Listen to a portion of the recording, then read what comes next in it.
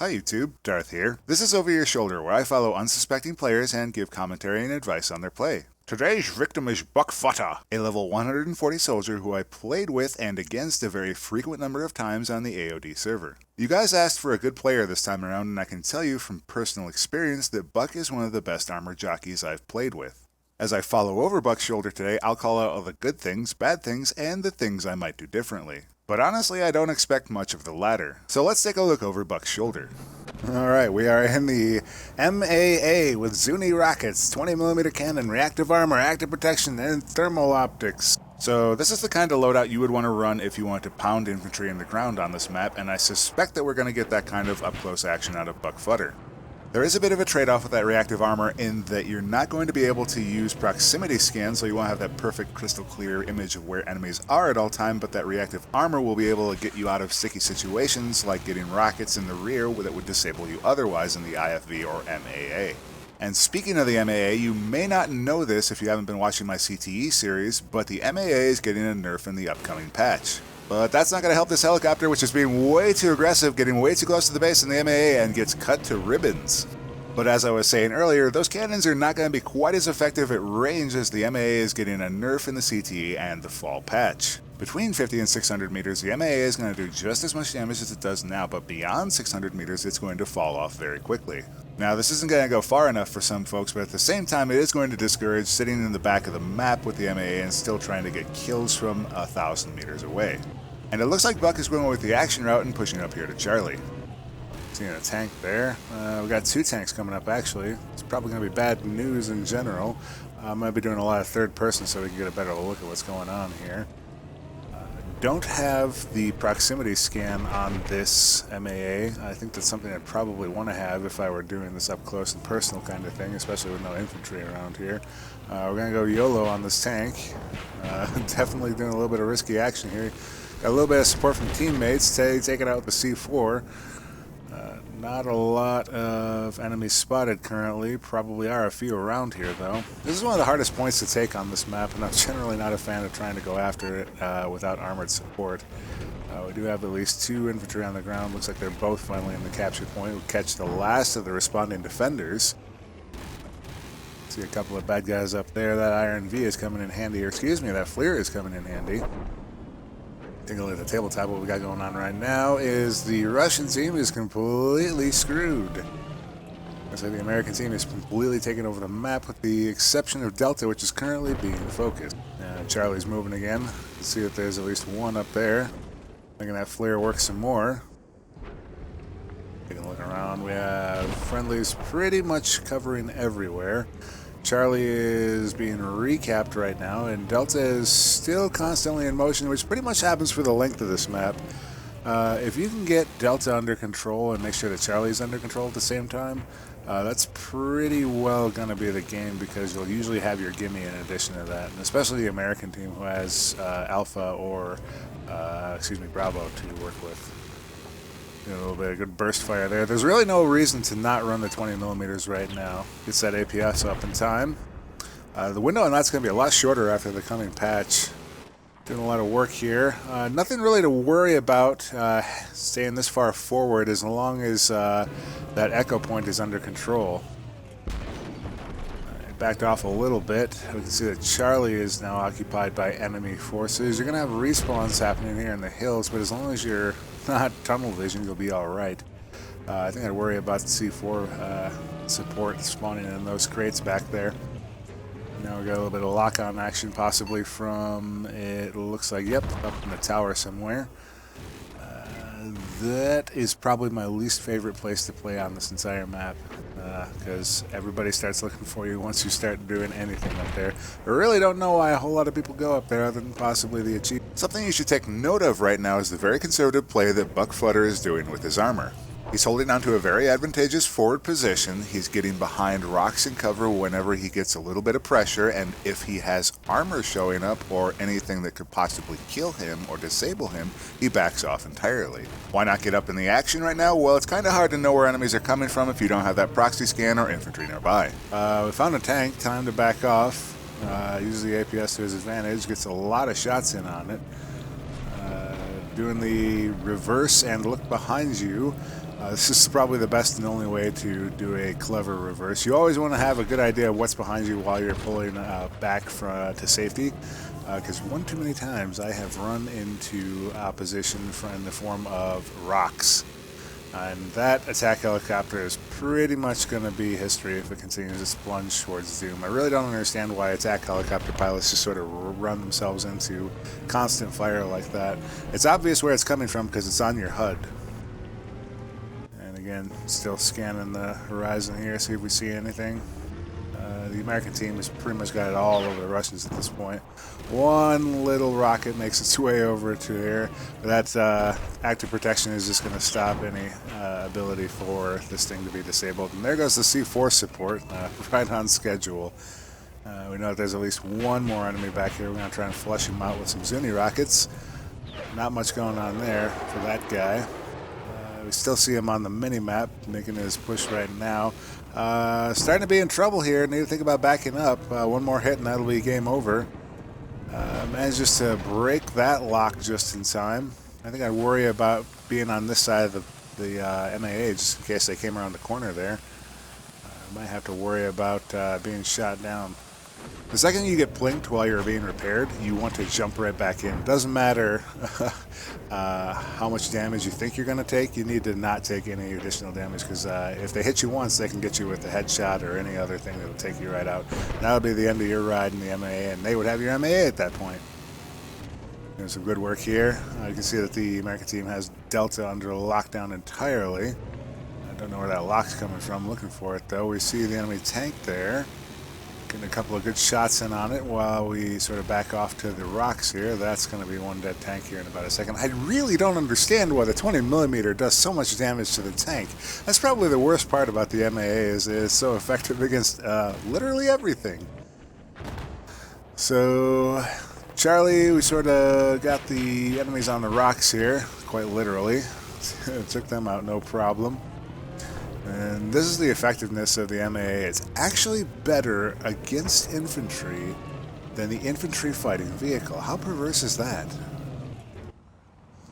And this is an example of what a good MAA driver can do with the MAA. Taking out attack helicopters, taking out infantry, taking out tanks, doing it with all the gusto you need. And I think it would be a really easy fix for 20mm to just not do any damage whatsoever to tanks. I mean, the 20mm on the MAA can do more sustained damage to a tank than a jet in the air, and that seems a little bit crazy. But enough MAA bashing, let's get back to the game. And we'll catch one infantry, sort of hanging out doing nothing. I believe that was a recon. I'd probably be looking for his radio beacon. You don't see that particularly anywhere. There it is right there. We're backing up into this tank. That's dangerous. I think I might try to get out of here with a little bit more speed. Definitely in trouble there. Took another hit, didn't need to. Hung up on some trees. Gets behind the shipping containers. Tank does not appear to be with it too much. Catches him at the right time. Oh, just infantry to be cleaned up. And one kamikaze infantry making his way in. Might get that off, not quite. Still possibility of one more enemy over there.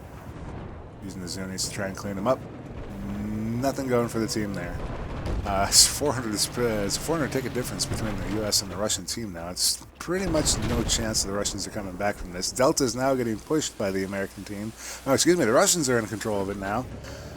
So the Russians not completely out of it yet, but pretty much completely out of it. Let's take a look at the tabletop and see how bad off they are. They got plenty of teammates around there. Looks like one's heading off to Alpha, possibly. I might be concentrating a little bit more on trying to hold on to Echo if I were the Russian team. That's sort of the catch point where if they don't have that point, they pretty much don't control the rest of the map. Particularly because it spawns armor, but also because it gives you access to Charlie and Delta at the same time. Trying to get a couple of shots in here on that attack helicopter. Not very competent pilots on the attack helicopter's part. Probably be diving for the deck at this point, knowing that the MAA is on me. Tries to remember if he has Zunis or active radar missiles, who knows. Saw him do that at least once earlier. Uckfutter is really making that MAA work for him. 20-0 so far, no surprises there. He's a qualified armor pilot, and at the same time, the MAA is a major force multiplier. And I really think it comes down to that ability to shred infantry, tanks, etc. at every range. If you have a player that can make use of that accuracy, it does not go unused. Now you can put up good small numbers if you sit way back, but you put up much higher numbers if you get in the thick of the action like UckFUtter is for the most part. Most American players I see on this map don't stray too far from Alpha. It looks like we took a small break to alt-tab or something there. Slowly holding on to this set of points here between Charlie, Delta, and Echo. Nobody coming down there. We catch one over there. I don't think he's going to make it in time. Looks like he got caught up and killed. Whatever pilot was in that Jeep bailed. We have at least one enemy on the Charlie point, and it looks like the Russians are starting to push back on this map a little bit. Still about 400 point difference. A little bit under 400 point difference. Alpha in contention. At least saw a large explosion over there. Probably enemy tank. Yes, they took the tank and spawned at that position.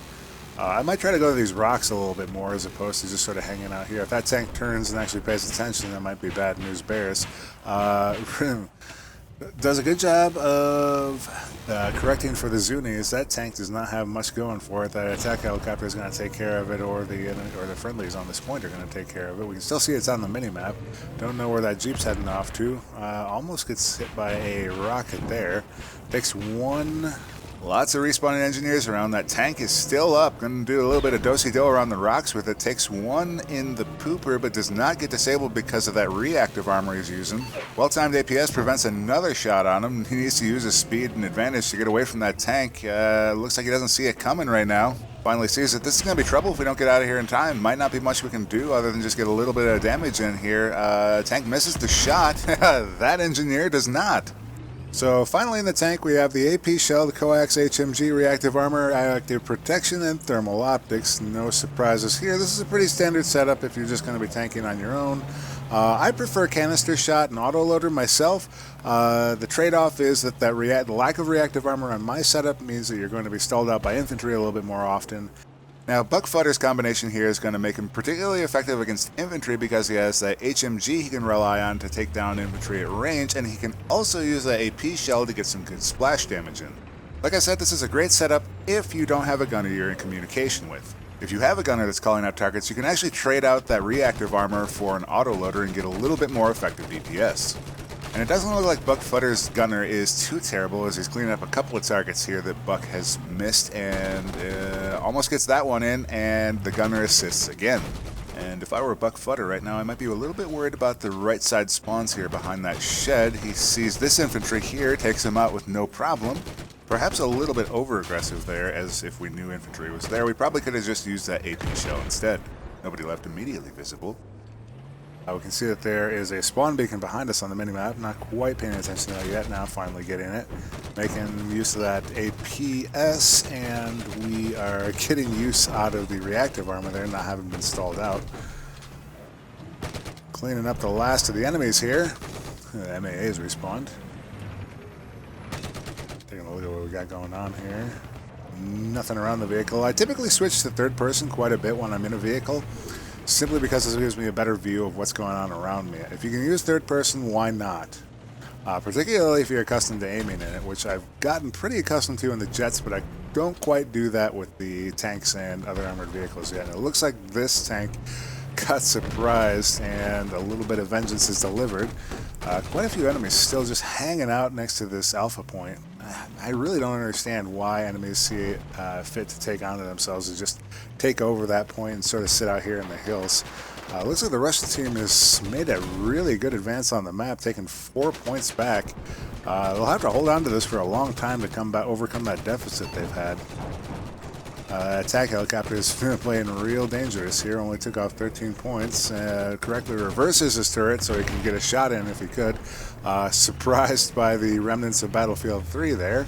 Engaging a tank in Bravo from the hills. The enemy doesn't look like he sees him. Gets his shots in there. The vehicle needs to back off or it's going to be in trouble. Disabled now. Repairer gets out and is shot down with that HMG. If I were Buck, I might be kind of worried that I'm a little bit exposed here, but at the same time, you could just back off and get behind the crest of that hill so people at Bravo don't quite see you. This is not the most advantageous of positions as we don't have a good shot on the enemies, and the enemies have pretty good shots on us right now here out in the open. I might back off and try to come at this from another angle. Taking some unnecessary hits here, no real cover to speak of.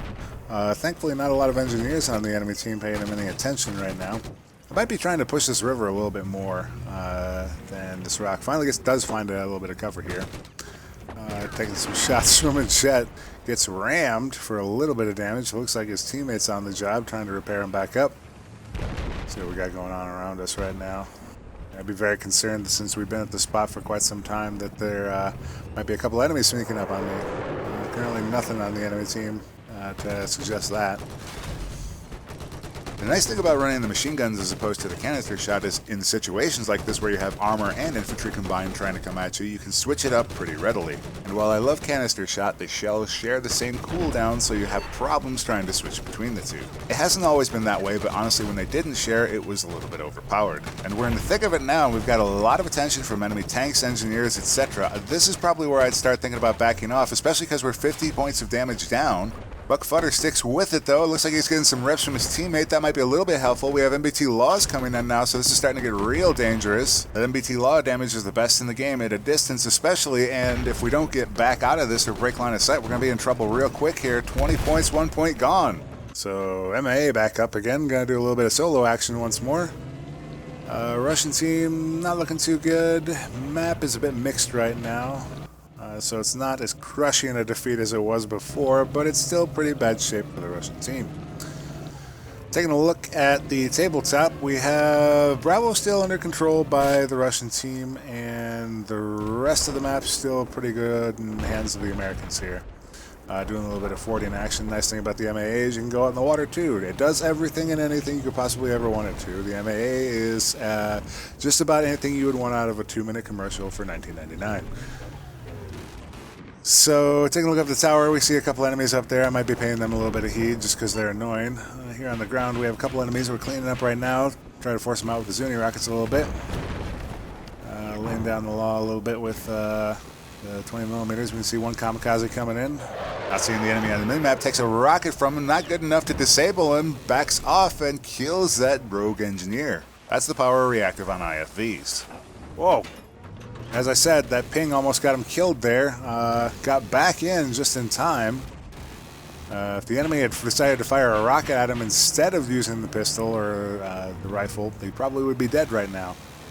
And Russian team just burning off tickets right now. Not looking good for them. Dangerous play here.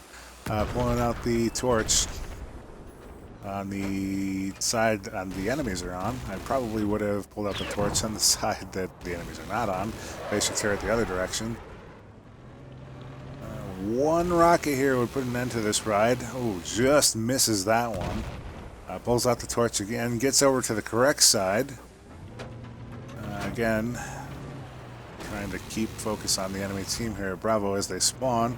He's definitely drawn the attention of engineers, but it's not going to matter as the Russian team is impossibly behind and has been so for the entire map. So this has really been the theme for UckFUtter's play throughout the round. He plays a little bit conservatively, not so far off the point that he can't be there when he needs to be, but he waits for infantry and he waits for the enemy to show themselves. Because you see how much damage an armor piece can take if you have a lot of focus from the enemy team, especially if you piss them off as much as UckFUtter has. And it's important for him to be conservative in the MAA because he doesn't have that proximity scan, which is a trade-off of his loadout.